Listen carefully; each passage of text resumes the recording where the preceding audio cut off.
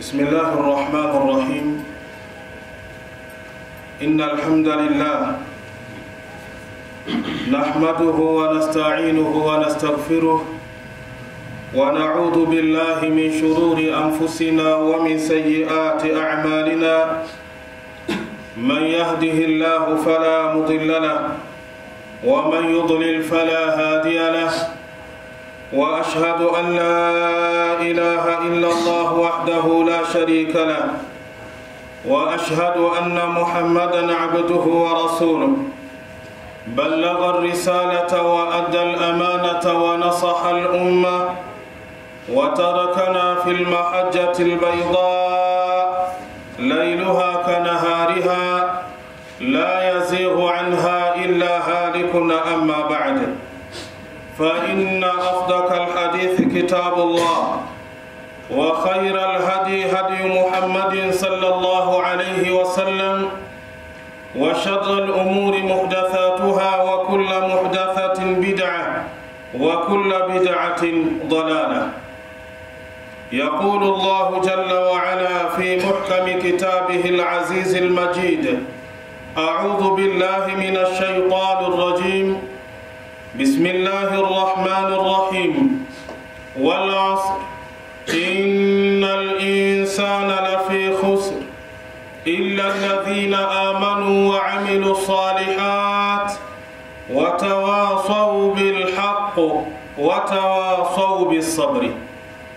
Wapenzi katika imani, ama baada ya kumhimidi Allah subhanahu wa ta'ala na kumtakia rahma kiongozi wa umma, mwalimu wetu Mtume Muhammad sallallahu alayhi wasallam, kwanza napenda kuihusia nafsi yangu, pili kuhusia nafsi za waumini wenzangu juu ya swala zima la kumcha na kumwogopa Allah subhanahu wa ta'ala, kwani hakika wamefaulu mbele ya Allah wale ambao wana sifa ya kumcha na kumwogopa Allah subhanahu wa ta'ala. Wapenzi katika imani, khutba ambayo ipo mbele yetu inasema huququl muslimina fima bainahum, haki za waislamu baina yao kwa wao. Kabla ya janga la corona, Ijumaa yetu ya mwisho tuliweza kuangalia haki ya pili, ambayo haki hii inamuhusu Muislamu juu ya Muislamu mwenzake, ambayo inasema ijabatu da'wati, ni kujibu mwito. Nimeonelea ya kwamba haina haja kutafuta maudhui mengine wakati nina deni kuhusiana na hutuba hii, nikapendelea niweze kuendelea na hutuba yetu hii. Leo insha Allah Ta'ala tutaendelea na haki ya tatu, haki ambayo Mtume sallallahu alayhi wasallam anasema wa idha stansahaka fansahala,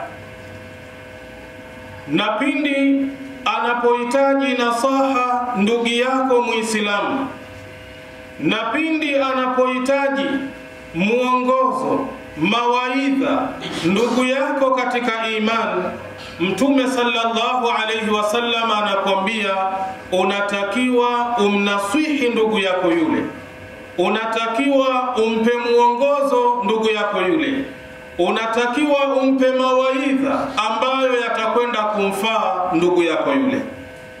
Wa idha talaba minka nasihata, na pindi anapohitajia ndugu yako kutoka kwako nasaha au mawaidha, au shawaraka fi amri, au akahitaji ushauri kutoka kwako kulingana na jambo fulani ambalo linamtatiza, fa innaka tushiru alayhi, hakika yako wewe unachotakiwa ni umpe ushauri kwake yeye, bima tara fihi alislahu, kwa yale mambo ambayo utaona ndani yake kuna faida, kwa yale mambo ambayo utaona ndani yake kuna muangaza, na mambo ambayo kwamba yataweza kumsaidia kulingana na jambo ambalo analohitajia kwalo ushauri kwako.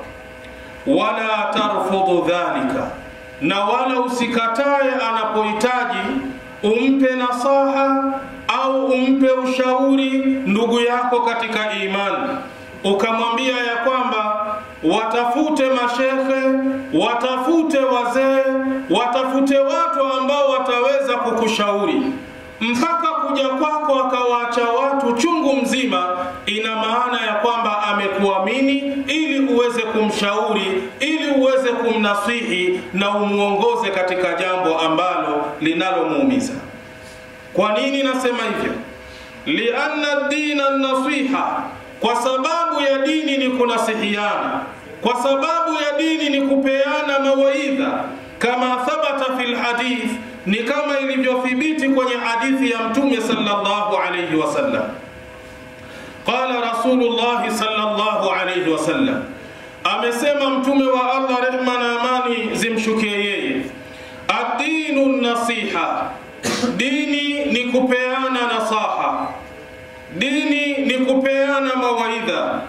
Qulna liman, tukasema ni kwa nani ya Rasulullah? Hawa ni masahaba wa Mtume Muhammadin sallallahu alayhi wasallam. Wanamuuliza Mtume Muhammad sallallahu alayhi wasallam, ni kwa nani ambaye kwamba hiyo nasaha ambayo inatakiwa apewe, na apewe nasaha hiyo kutokea sehemu gani?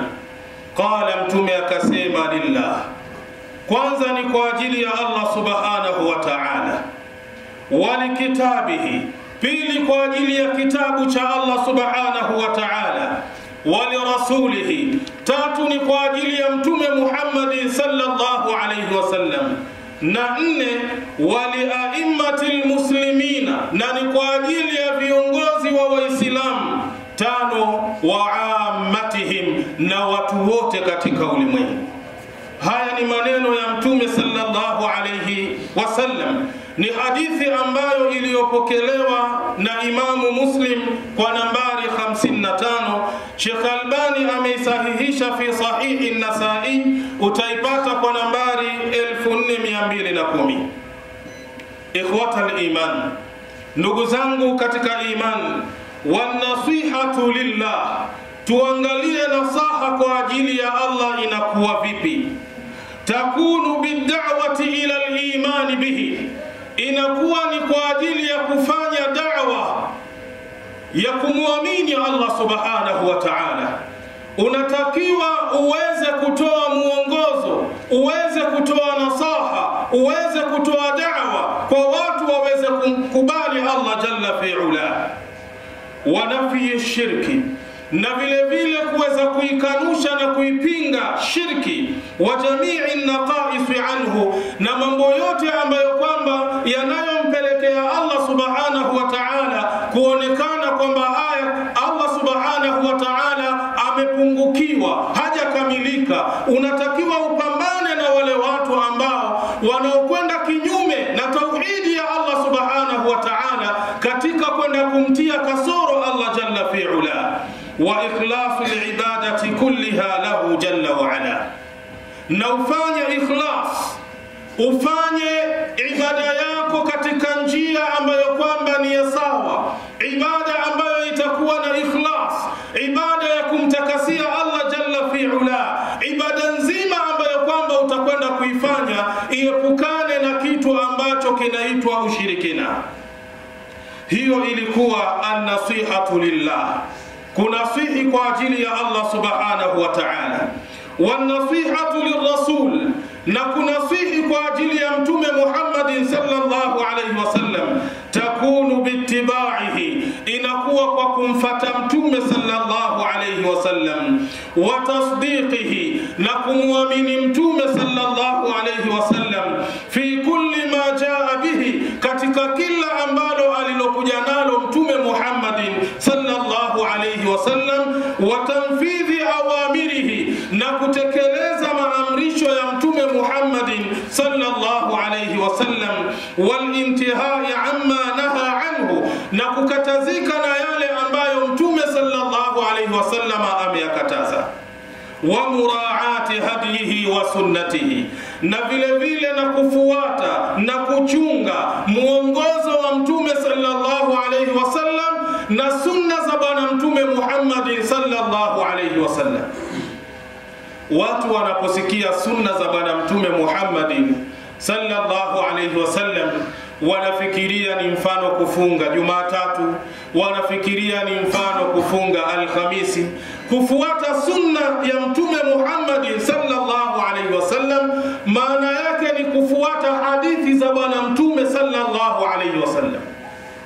Lile mtume ambalo kwamba amelizungumza unatakiwa ulifanye kama ni maamrisho ya mtume sallallahu alayhi wasallam, kwa sababu mtume sallallahu alayhi wasallam wama yantiqu anil hawa in huwa illa wahyun yuha, hazungumzi maneno kutokamana na utashi wa moyo wake, hazungumzi maneno kutokamana na matamanio ya nafsi yake, kwamba leo kalala ameamka wacha nizungumze hivi waumini wangu wanifuate. Hapana, mtume sallallahu alayhi wasallam anayozungumza ni wahi kutoka kwa Allah jalla fi ula. Kwa hiyo kufuata sunna za mtume sallallahu alayhi wasallam maana yake ni kuzifanyia kazi hadithi za mtume Muhammadin sallallahu alayhi wasallam. Wanasihatu li a'immatil muslimin, na tukiangalia nasaha kwa ajili ya viongozi wa Kiislamu, takunu bi ta'atihim fil ma'ruf, inakuwa ni kuwatii wao, kuwafuata wao katika yale mambo yaliyokuwa mema. Watanbihihim, na kuwakumbusha viongozi hao biansabi turuki ala ma ghafalu anhu, kwa njia ambazo ni sahihi kwa yale ambayo watakwenda kughafilika viongozi wale. Viongozi si malaika, viongozi si mitume. Wakati mwingine viongozi wanakwenda kuteleza, wanakwenda kufanya mambo ambayo kwamba yatakuwa yapo kinyume na Allah subhanahu wa ta'ala, yapo kinyume na hadithi za mtume sallallahu alayhi wasallam. Wewe unatakiwa jukumu lako uweze kuwakumbusha viongozi wale kwa njia ambayo kwamba itakuwa ni nzuri. Umemuona imamu wako, umemuona kiongozi wako analifanya jambo ambalo sio sahihi, na ushahidi unao kupitia Qur'an, kupitia hadithi za mtume sallallahu alayhi wasallam, unatakiwa uende kwa heshima, unatakiwa uende kwa nidhamu, umueleze kiongozi yule. Ina maana watakiwa umkumbushe lile ambalo aliloliteleza analolifanya, ili aweze kuliacha kiongozi wako kama yule. Ma'a i'anatihim fi islahi nnas, unatakiwa pamoja na kuwasaidia viongozi wako katika kuwatengeneza watu katika jamii wawe vizuri, waweze kuishi katika mfumo wa mtume sallallahu alayhi wasallam, waishi kwa mfumo wa Allah kulingana na Qur'ani. Unatakiwa uwape msaada viongozi kama wale, sio kutoa msaada kwa viongozi kama wale kwa kupitia raia wake waweze kwenda kinyume na kiongozi kama yule. Hii ni makosa kulingana na dini yetu, na ni makosa kulingana na mafundisho ya mtume sallallahu alayhi wasallam. Leo utakuta watu wanaweza kukaa makundi yale waliokaa sio ya kheri, makundi yale waliokaa ni ya shari. Lengo wanapanga ni mbinu gani na njia gani tunaweza kuitumia da'wa, nasaha za kiongozi ambazo kwamba anazozitoa kwa maamuma wake, kwa raia wake, zisiende kufanya kazi. Watu watakaokusanyika kwenye mikao ya aina hii watambue hawamsaidii kiongozi, wanawapotosha wale ambao waliomzunguka kiongozi, na mbele ya Allah subhanahu wa ta'ala watakwenda kuwa na masali ya kujibu. Kwa hiyo tunaambiwa ma'a i'anatihim fi islahi nnas, pamoja na kuwasaidia viongozi hao katika kuwanyoosha watu, katika kuwatengeza watu, wa adamil khuruji, na kujiepusha na kujiweka mbali na kiongozi huyo, illa, isipokuwa ayura minhum kufurun bawahun, itakapoonekana kwa wao viongozi ukafiri ambao kwamba uliokuwa waziwazi, yani yule kiongozi wenu atakapokuwa na ukafiri waonekana wazi wazi, basi hapo ndio unaweza kupata nafasi ya kuweza kwenda kinyume na kiongozi huyo. Ndio hapa anasema illa ayura, isipokuwa itakapoonekana minhum, kutoka kwa viongozi hao, kufurun bawahun, ukafiri wa wazi, indana fihi min Allahi burhan, tukawa katika ukafiri ule wanaofanya kwa Mwenyezi Mungu tuna dalili ya kuwakufurisha wale viongozi, tukasema kwa haya mnayoyafanya Allah anasema hivi, mtume anasema hivi, basi nyinyi hatuwezi kuwafuata. Hapo itakuwa ni sahihi. Lakini wewe mwenyewe tu kwa utashi wako useme ya kwamba kiongozi yuko sawa, kiongozi hatumuoni kama ana mapungufu katika upande wa dini, lakini basi mimi nafsi yangu simpendi, wacha nitengeneze jopo, wacha nitengeneze kundi ambalo litampiga vita kiongozi kama yule. Utakuwa unakwenda kinyume na haya mafundisho ya Mtume sallallahu alaihi wasallam.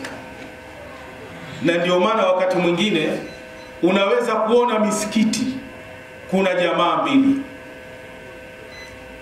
Imamu wa kwanza anaingia, anaswalisha, anatoa salamu na baadhi ya watu, kisha anatoka anakwenda zake. Wanaingia watu wa pili na imamu wao, wanasali pale, kisha wanatoka wanakwenda zao. Sasa haya ni mafundisho kweli ya Mtume sallallahu alaihi wasallam? Sasa kuna watu ambao wanaishi katika mazingira kama hayo. Haifai kufanya hivyo, isipokuwa itakapotokea kiongozi kama yule yupo na ukafiri wa wazi wazi, yani ni ukafiri kila mmoja anaona Allah anasema hivi, mtume anasema hivi, na huu ni ukafiri, na mmejaribu kumpa nasaha, mmejaribu kumpa mawaidha, mkamletea watu ambao watampa mwongozo akawakataa, basi kiongozi yule anafaa kupigwa vita. Wanasihatu li'ammati almuslimina, tukiangalia nasaha kwa waislamu wote, takunu bitarifihim, inakuwa ni kwa kuwafahamisha wao biawamirillahi wa rasulihi, kwa yale maamrisho ya Allah subhanahu wa ta'ala na mtume wake Muhammad sallallahu alayhi wasallam, wa bishara'i din, na kuwafahamisha sheria ya dini. Hili jambo sio jambo la mashekhe. Kuna baadhi ya watu mambo ya nasaha, mambo ya mawaidha, mambo ya kutoa muongozo katika jamii, basi wanawachukulia ni mashekhe. Mashekhe wapo bwana, ndio ambao watatoa muongozo katika hilo bwana. Mtume sallallahu alaihi wasallam hajatufundisha hivyo. Mtume sallallahu alaihi wasallam anasema kwenye hadithi yake, maraa minkum munkara, yoyote ambaye miongoni mwenu ataona ovu linafanyika, linatendeka, Mtume sallallahu alaihi wasallam anasema falyughayyirhu biyadi, lile ovu anatakiwa alibadilishe kwa kupitia mkono wake. Fa in lam yastati fa bilisani, ikiwa hawezi kutumia mkono basi atumie ulimi, aongee. Hili jambo unalolifanya shekhe wangu, Mwenyezi Mungu anasema hivi, Mtume sallallahu alaihi wasallam anasema hivi, na kuomba ndugu yangu, na kupenda kwa ajili ya Allah, nahitaji tuwe pamoja katika pepo ya Allah, hili jambo na kuomba uliache kwa ajili ya Allah. Fa in lam yastati, lakini pia kama hatoweza kuzungumza, fa biqalbihi, basi anatakiwa alichukie lile jambo kwa moyo wake. Lile jambo ambalo linalofanyika pale mbele yake linalomkasirisha Allah na mtume wake, basi kama hawezi kutumia mkono, hawezi kutumia ulimi wake kulizungumzia, basi anatakiwa alichukie jambo kama lile, asiliunge mkono, aonyeshe kwa wale watu ya kwamba kitendo mnachokifanya sio sahihi na mimi sikipendi kitendo kama hicho. Kisha Mtume sallallahu alaihi wasallam akasema, wadhalika adhafu al-iman, kule kuchukia, ukashindwa kulizungumzia jambo lile, ukashindwa kutumia mkono kulizuia jambo kama lile, hiyo ni imani ambayo kwamba ya chini. Sasa hadithi hii haitufundishi ya kwamba kuzuia ule munkar, kuzuia lile ovu, sharti mwenye kuzuia awe shekhe, sharti mwenye kuzuia awe ustadhi. Maadamu wewe ni Muislamu na una aya na una hadithi, watakiwa jambo kama lile ulizuie kwa ajili ya Allah. Ndio hapa tunaambiwa ya kwamba takunu bitaarifihim biawamiri llahi wa rasulihi, inakuwa jambo hilo kwa kuwafahamisha watu maamrisho ya Allah subhanahu wa ta'ala, na kwa kutumia hadithi za Mtume Muhammad sallallahu alayhi wasallam, wa bishara'i ad-din, na kutumia sheria ya dini ya Allah, wa bil amali ala ma fihi naf'ahum wa salahuhum, na kufanya amal ambayo itakuwa katika jamii ipo na faida kwa wao na mambo mazuri kwa wao, wa ibadi darari anhum, na kuwaweka mbali na madhara kutoka kwao waumini kama wale, wa ghairi dhalika, na mengineyo yasiyokuwa hayo, mimma fihi salihun nasi, kutokamana na yale ambayo ndani yake yatakuwa na manufaa na faida kwa watu, fi dinihim wa dunyahum, katika dini yao na dini yao, au katika dini yao na dunia yao. Wapenzi katika imani, nikiendelea kufafanua maneno haya, wa khulasatul qawli fi dhalika, na ufupisho wa maneno kabisa katika hilo, anna nasihata, hakika ile naswaha unayoitoa, fiha ikhlasul mahabbati lilmasur, ndani yake kuna usafi wa mapenzi kwa yule unayempa nasaha.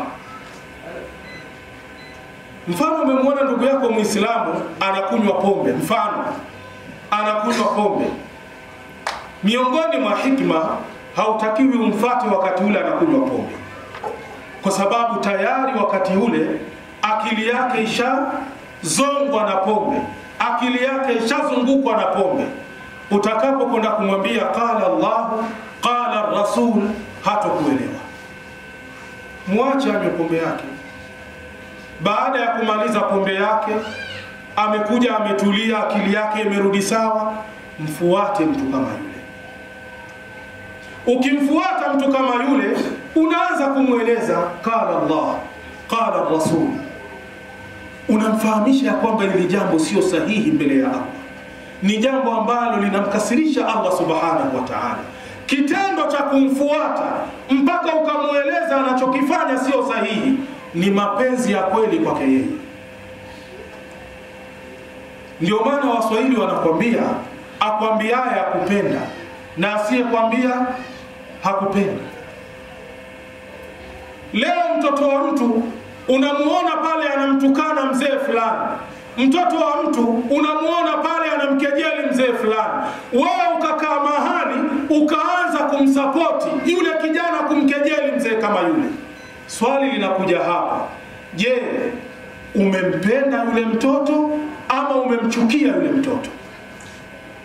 Yule mtoto hujampenda, yule mtoto umemchukia, hutaki abadilike, wataka maisha na maisha aishi katika hali ya utovu wa adabu na watu waliomzunguka katika jamii.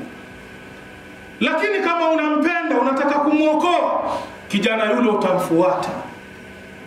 Huyu unayemtukana ni sawasawa na baba yako. Je, una uwezo wa kwenda kumtukana baba yako? Je, una uwezo wa kwenda kumkejeli baba yako? Haya unayoyafanya sio sahihi. Leo baba yako yupo, ndio maana unayafanya haya. Kesho hayupo, kumbuka hawa ndio watachukua nafasi ya baba yako katika kukusaidia. Ikiwa leo unamfanyia hivi mzee huyu, wakati baba yako amekufa, hatakuwa na sura, hatakuwa na hamu ya kuweza kukupa msaada mzee kama. Utakapomwambia maneno haya, yule kijana umempenda na umemuokoa katika yale mambo ambayo ni mabaya. Ndiyo hapa tunasema anna nasihata, hakika ya ile nasaha, fiha ikhlasul mahabbati lilmansuh, ndani yake kuna usafi wa mapenzi ya moyo kwa yule ambaye unayempa mawaidha na nasaha. wa maarifati haqihi, na kwamba vile vile umeijua haki yake, ambayo kwamba ni miongoni mwa haki za sisi Waislamu baina yetu kwa yetu katika kufahamiana na kufahamishana.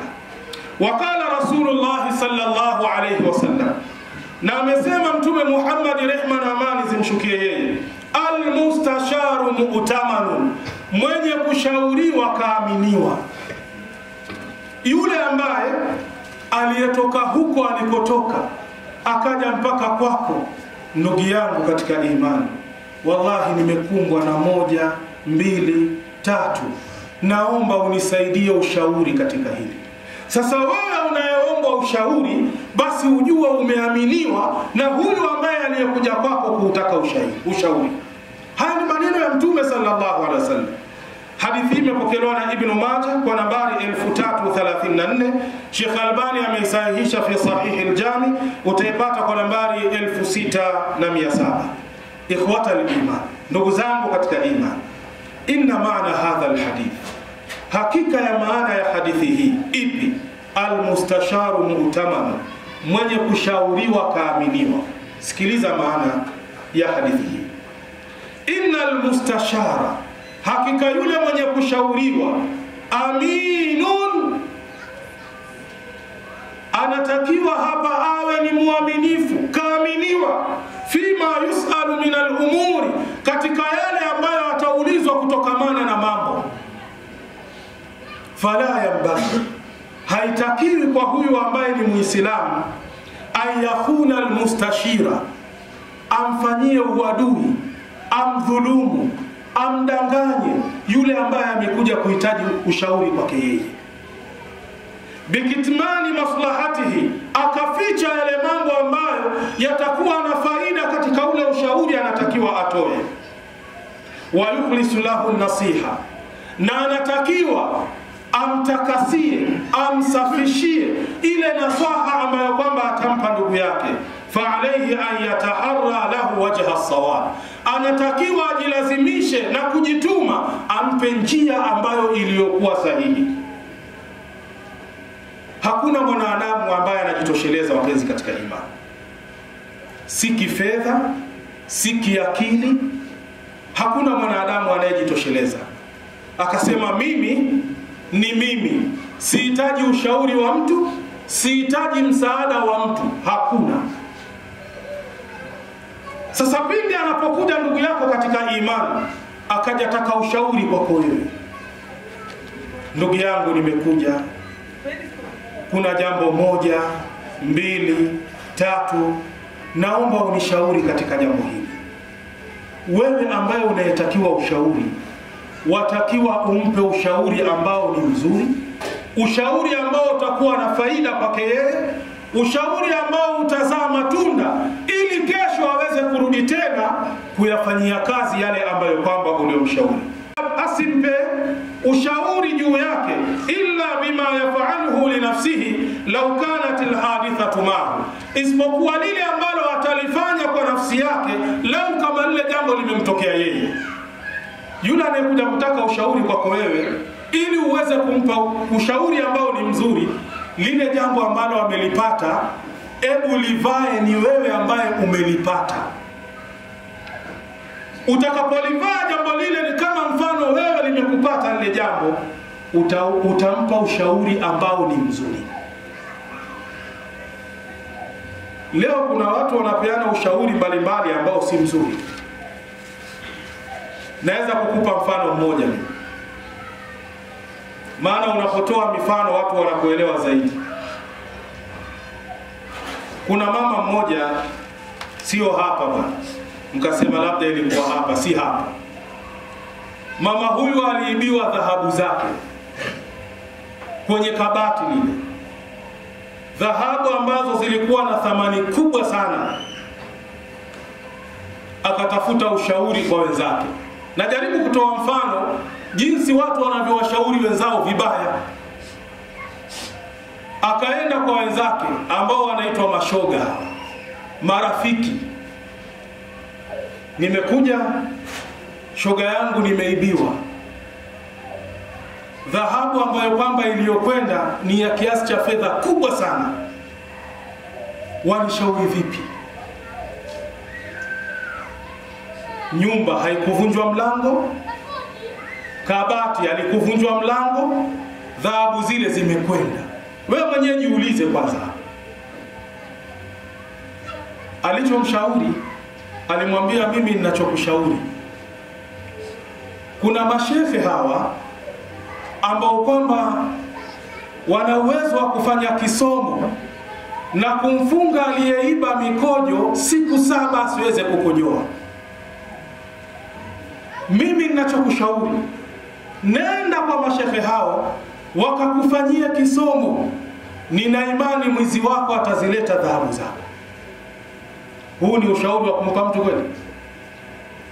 Sasa utajiuliza swali, Ustadhi Isa aliyajuaje kama si umbea unautafuta? Mimi nitakufahamisha. Alipotajiwa mashehe, akaona kila shekhe mwenye kufanya ruqya anafanya uchafu na ushirikina kama huu.